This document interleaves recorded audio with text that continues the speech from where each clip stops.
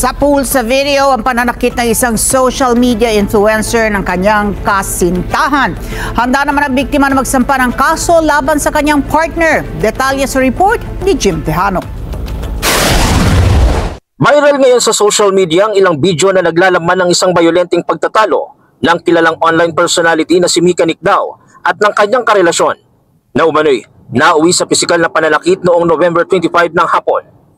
Sa unang video, makikita ang pagtatalo ng magkasintahan sa loob ng kanilang unit. Makikita ang lalaki na hinihila at sinampal si Nicdao habang pinipigilan umano nito ang pag-alis ng kanyang karelasyon. Sa isa pang video, muling makikita ang mainit na pagtatalo ng dalawa. Kitang pilit inaagaw ng lalaki ang cellphone ni Nicdao dahilan upang matumba sa sahig ang babae.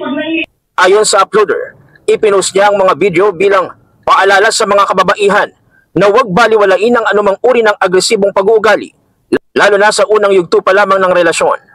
Tumanggimang magbigay ng opisyal na pahayag si Mika.